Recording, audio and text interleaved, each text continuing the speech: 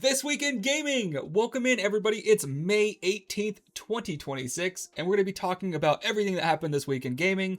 We got some wins and fails to start off with. We have Rejected Retailer, Sub Success, AI announcement, console counts, and shorter sequel. So let's start off with our first fail of the week. Going to eBay for rejecting the GameStop bid. We talked about this last week. eBay chairman, though, has responded. Paul Pressler has confirmed that they have no interest in GameStop's $56 billion offer. It appears that you cannot buy a multi-billion-dollar company with monopoly money. Unfortunately, I was about to say, like, if GameStop wants to buy eBay, then shit, I'll buy Amazon. GameStop claims it could rival Amazon if eBay used their network of physical locations, which makes no sense as they already have no room for customers to even walk in. I don't know if you guys have ever been in a GameStop recently. I would say probably most of you haven't, but if you've been in a GameStop recently, dude, they have so much shit in there. I went to a GameStop the other day and their entire card wall was covered by boxes of more trash, dude. They have so many like worthless hoodies that they can't sell and like pop figurines and like just trash in there, and they literally have their stock that's not even in the back anymore. It's in the aisles of the store because they have so much stuff they can't even put it anywhere. How on earth are they going to be of any use to eBay? They're like, yeah, you can use our stores to ship your products from and store things. Like, no, you can't. No, you can't. You don't have any room. What on earth are you talking about? Here's an email from, or an email, a tweet, I guess, from Dexerto saying eBay has rejected GameStop's proposed $56 billion takeover bid, calling it neither credible nor attractive. Which is such a burn. That is like that is billionaire speak for saying you're broke, boy. And if you don't know, GameStop is worth approximately a quarter of the value of eBay, so it just doesn't even make sense. This would be like what's a good this would be like what's that guy's name? Mark. Who's the Shark Tank guy? Shark Tank. Mark Cuban. It'd be like Mark Cuban being like, yo, here, let me pull up a picture of him. Yo, I want to buy Elon Musk. And it's like, what? Okay, you have like $2 billion. Elon Musk has like $100 billion. Like, what are we talking about here? You just got GameStop just got mogged. That's all I have to say. So anyways, moving on to our first win of the day goes to Subnautica 2. Obviously, I'm sure you guys have heard about this. This is no surprise to anybody. Subnautica 2 had a blowout success this week. Unknown Worlds has released one of the most successful early access games ever, selling 1 million copies in an hour and doubling that after 12 hours. This strongly indicates that the developer will be receiving their infamous bonus that publisher Krafton attempted to steal from them. This game is only on PC and Xbox, and it's also day one on Game Pass, which is really cool. So if you have Game Pass, you can play it right now for free, for free, quote unquote. It's just a huge W to Subnautica 2. It's also crazy that they have it on Game Pass, yet they're still selling millions of copies regardless. And here you can see the player counts. They had a peak on release at 467,000 players. And then when I took this, I had a 24-hour peak of 26,000. I think we just checked it and it was like 303,000. So they're still like, they still have easily on Steam alone 250,000 people playing at any given point. It's insane. Again, this game is not even fully released. They have what I understand is the first part of the story out. And it's kind of short, but it is very stable. I've been seeing the reviews are saying that it doesn't have a lot of glitches. And just for an early access game, this is for sure an outlier. Also, well, I didn't realize this. It's a 4-player co-op. Was the original co-op? I never played the original, but that's a huge W right there as well.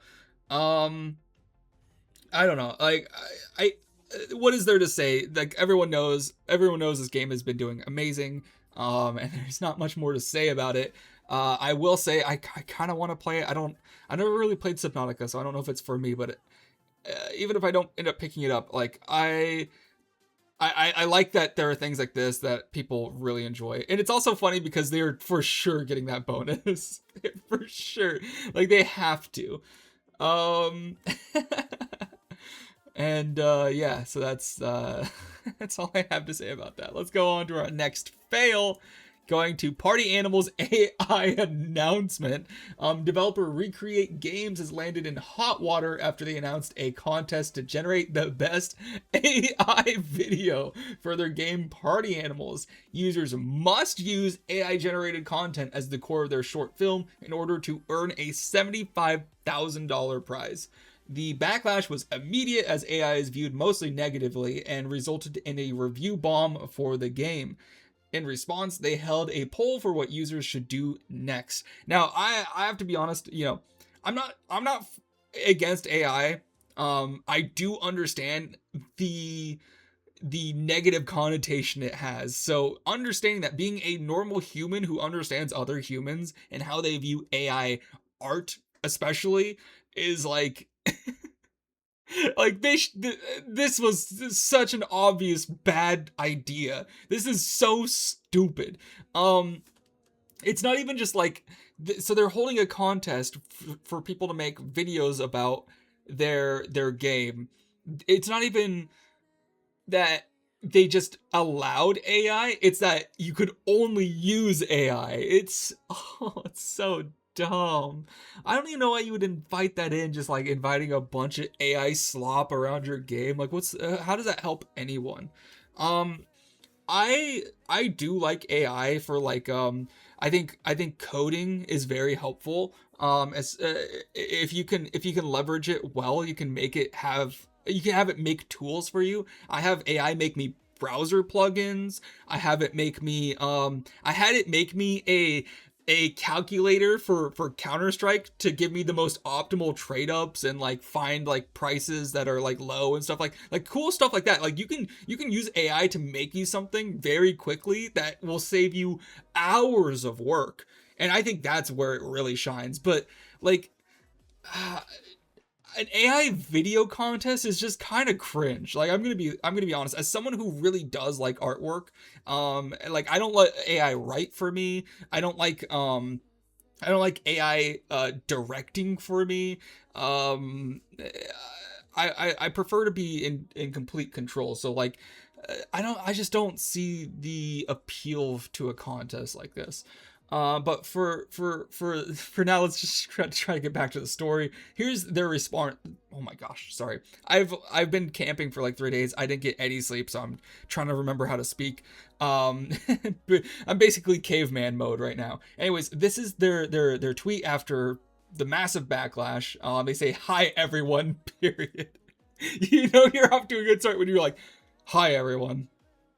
Like, what is this, a fucking apology video? What, are you gonna bust out the fucking ukulele next?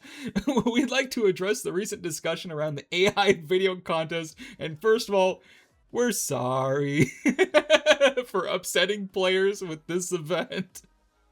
This is dude, these apology tweets are always a bad idea. Like, I'm not saying to double down or anything, but just like this feels fake as shit. We're also sorry that we didn't communicate with everyone clearly enough before the event started. They had $75,000 on this, by the way. Like they're just I don't even know. Like, this is so poorly run for how much money there was involved. The original goal was to lower the barrier to creation. Oh, so they're actually being charitable here. You see what they're trying to do there? Actually, we're doing this for you. um In past contests, we saw players with great ideas and scripts who couldn't fully bring them to life because they weren't familiar with tools like editing, modeling, or animation software. We hoped AI could be more accessible of a tool that lets more people to take part. So basically, they're saying last time we ran a contest and we realized some of the people weren't talented enough to win the contest, so we lowered the bar. Okay. That said, we understand the concerns around AI contests. We're not trying to dismiss handmade work or disrespect creators. To us, AI is just another tool. Sure, it's another tool, but not when the entire contest is to just only use that, right? Like, yeah, I don't think they understand what creativity is. Creativity is not just using a prompt. Um anyways, what we truly care about is the idea, the expression, and the final work. Dude, this is making it worse. We'd like to leave the next step up to the community. Please vote on what we should do. 1, cancel the AI video contest. 2, change it to a non-AI creation contest.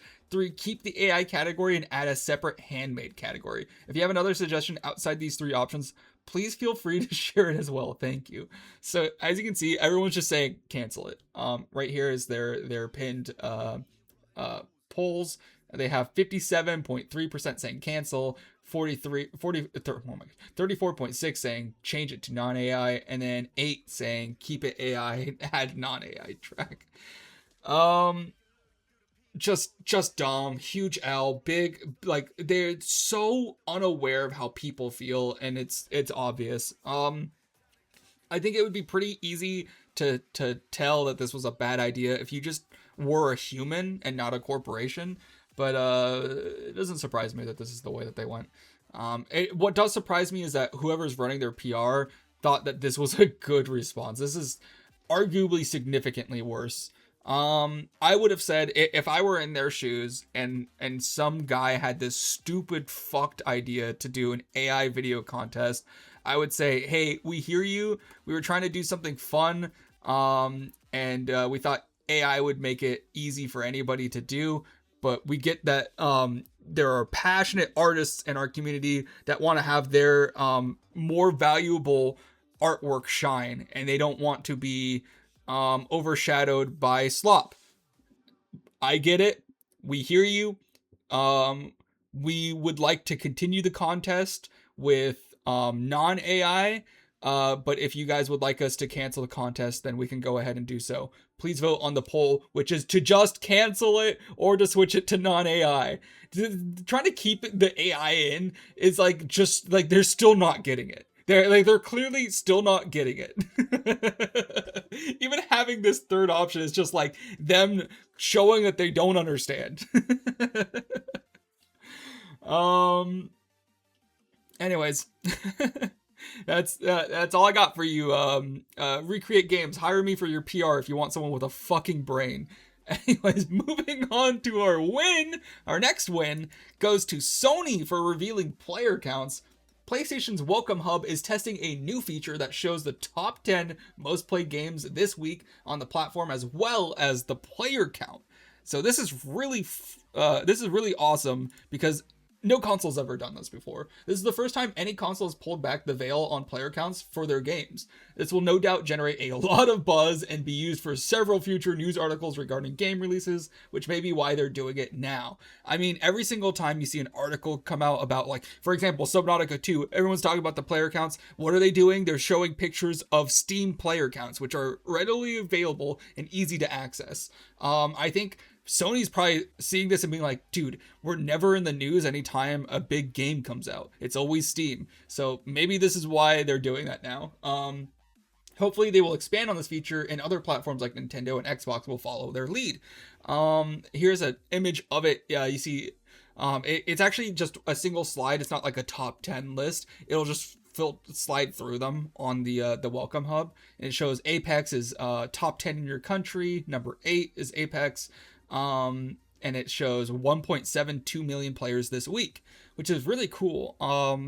And I know where this is going. Every single time, like, we get like okay, for example, GTA 6, when that game comes out, we're gonna see, oh, it has, 10 million people playing this week on PlayStation, and it's got 11 million. Well, we won't see anybody on Steam, actually. It's not fucking coming to Steam. Uh, but we'll be seeing that a lot. We're gonna see a lot about the player counts for GTA 6 on PlayStation. It's gonna be a huge thing, and I don't know. I think that Xbox might do this. I don't think Nintendo would. I don't think Nintendo gives a shit. They're sitting there eating glue and sniffing markers right now. Xbox might do it. The reason I don't think that they will is because they know their player counts are going to be lower, so people are going to constantly be comparing how many more people are playing on PlayStation. I would like to see PlayStation maybe expand on this more and do it for every game, and also maybe make like a website where you can go and see the actual chart, sort of like how you have like Steam charts. I don't think they'll ever do that. It would be cool if they would, but I don't think they will. The reason being is they only need the top 10 just so they can generate those articles, right? Maybe it would be helpful too if they had like the bottom 10. But like, they don't care about the middle. I guarantee you the only reason they're doing this is so they end up in the news. Every time a big game comes out, they'll be talking about how many people are playing on PlayStation. It would also maybe benefit them if they had the lowest 10. So every time a big flop comes out, they'll be talking about how little amount of people are playing on PlayStation. I could see that, but I don't. It seems really, really obvious why they're doing this, and it is smart. I'm gonna give it to them. And the only reason they're doing it now is because they have such a domination of the platform. Like, it's like easy for them to show the player counts because they have so many people playing. I mean, Apex is number 8 and they have 1.7 million people playing it right now. Like, what are the top Steam player counts? Top player counts on Steam are, dude, so Apex alone at number 8 has more people playing it than the number 1 game on Steam right now at 1 million players. So of course they're going to be showing this kind of data because it looks fantastic for them. Xbox maybe not. Nintendo absolutely not. I I think that we will never get more than the top 10. But I would love to see more active data like this.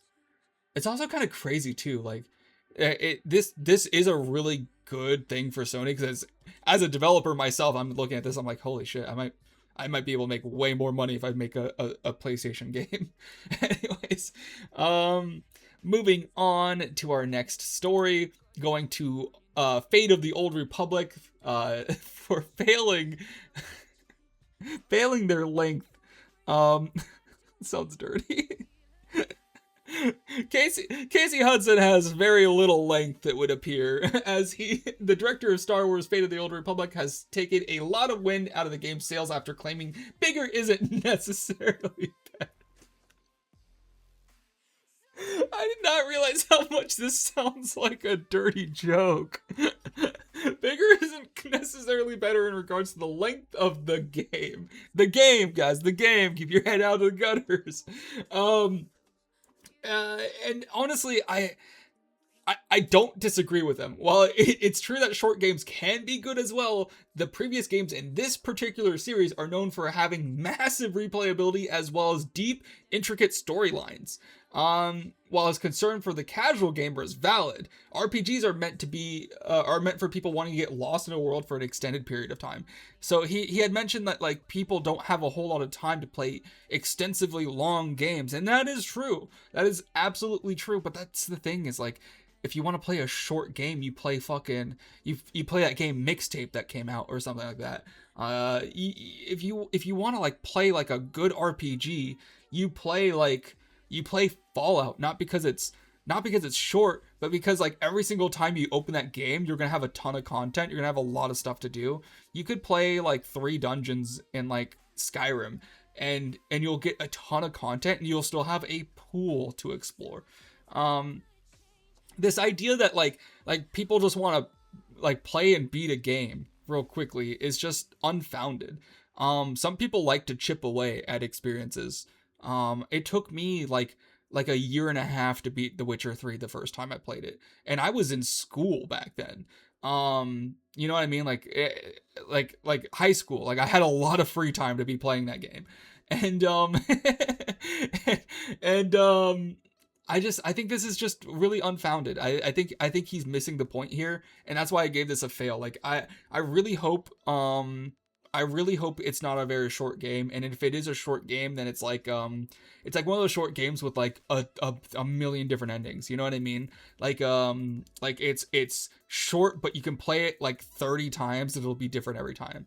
Like a lot of people play Baldur's Gate 3 and they've done like 30 runs and they've never gotten past the first act. You know what I mean? There's 3 acts in the game, and they don't get past the first one because there's so many different things you can do in Act 1.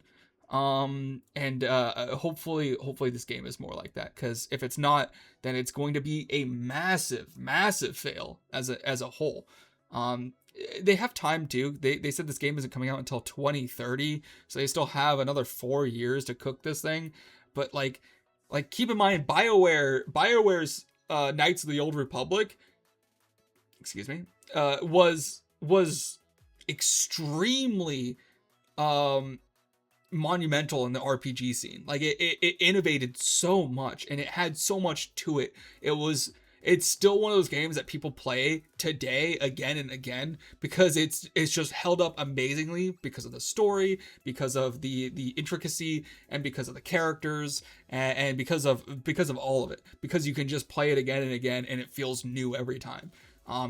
Fate of the Old Republic has to be like that, not because that's what we expect from an RPG today, but because that's what we expect from this particular series. If you didn't want that kind of pressure, then you don't make a sequel to this. You know what I mean? If you don't want people to, and the same thing happens with the Star Wars sequels, right? The actual movies, they're like, man, everyone, the fan base is so toxic. It's like, dude, if you didn't want a toxic fan base, you shouldn't have touched something that is held so dearly by so many people. You know what I mean? Like the original trilogy is just such a beloved franchise, and to try to just shit on it like they did with the sequels and then be surprised when people are upset by it is just, it's almost insulting that they think we're that stupid. Like you just don't like make a new sci-fi thing. If you want to make something subpar, you don't touch something that's beloved like this and then like not like innovate on it.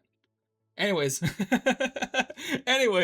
I'm gonna move on now because I'm getting too political. I'm gonna start talking about the Galactic Senate pretty soon.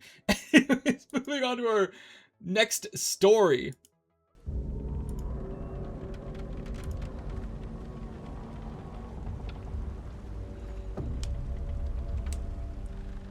In celebration of the international release of Assassin's Creed,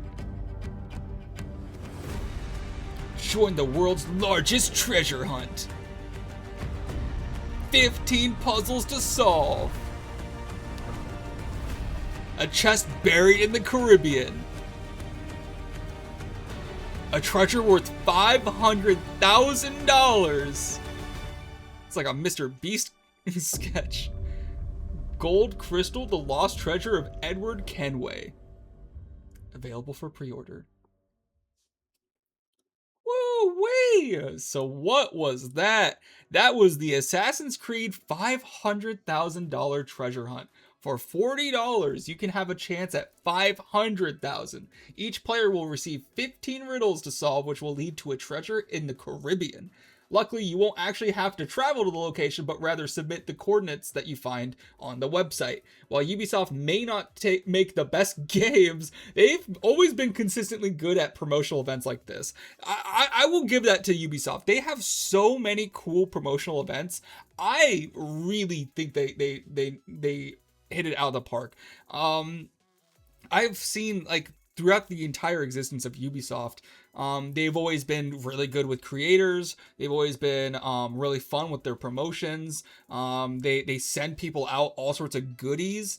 I remember I used to watch Max Mofo a lot, and Ubisoft would send him stuff all the time, and he had like 100,000 subscribers at the time, and it's really cool how much care I think they put into like the social media aspect of their games.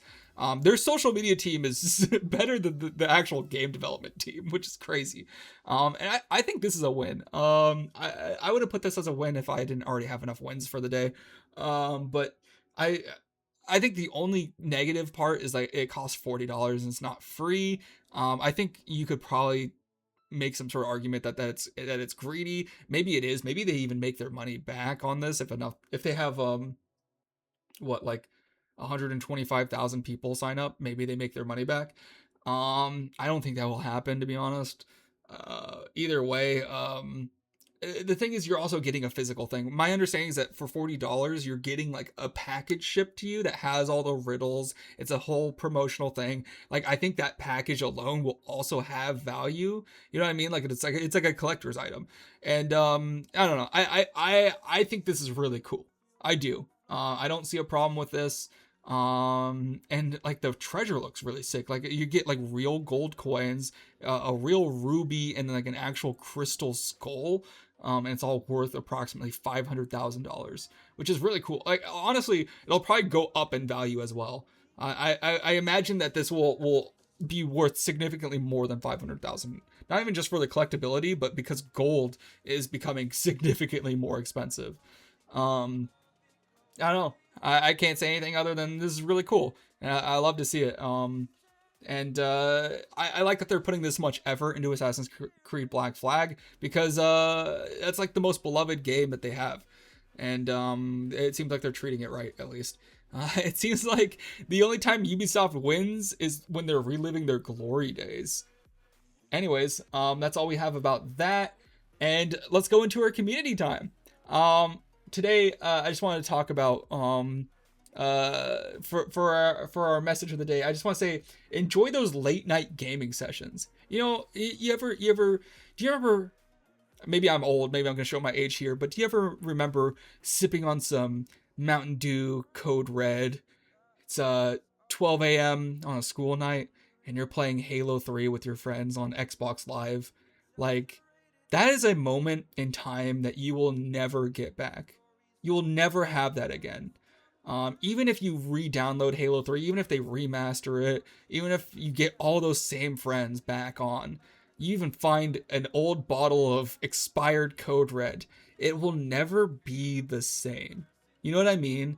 And that's not a bad thing. It's not sad. It's actually just amazing that you had that. The quote that we have is, "Our time together is special because it isn't forever." Things end.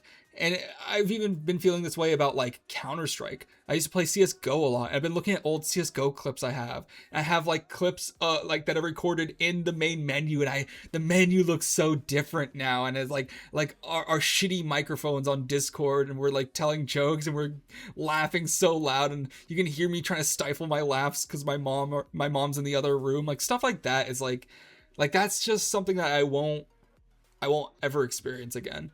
And I miss it, but I'm also happy that it happened. And the thing I've been thinking about a lot is like, man, I wish I could just go back to me at that time and be like, dude, cherish this moment. So I want to tell you guys now to cherish the moments that you have now. And even today, like, it's not like it's over. It's not like I'm my days of gaming with my friends are over. I'm still going to be playing games with friends, but I may never play Gamble with your friends with Kieran ever again. I may never play Lethal Company with my friends ever again. Like, that might be an experience that's the last time we do that. So like, just cherish it. So if you play a game tonight with a friend, just cherish that. That's all I can say. Anyways, we have one community highlight, and that's going to Claren's Drift update. Sorry, his name is Clarence, not Claren. So one really cool thing is he actually has color-coded keys now. He's been updating his mechanics for the game, so you can see all the different doors. It says blue key cord required. You can open this crate. I like the text. The text looks good too. The crate was empty. That's cool. So some of them will have loot. Now he's got different colored key cards. This was something I told him he should do. So I'm glad that he's doing it. Okay, so it doesn't consume it either. So once you have it, it's permanent. Oh, he's got a camera that's following him. That's cool. He's made a lot of progress on this. That's very cool. I like that.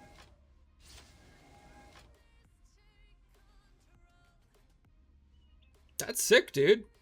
Well, he's not here today, but I hope he knows that I'm proud of him. Anyways, that's all we have for today. So I will see everybody on the YouTube VOD, and I hope you guys have a great rest of your week, and we'll see you again next Monday. Goodbye, YouTube. Fuck YouTube.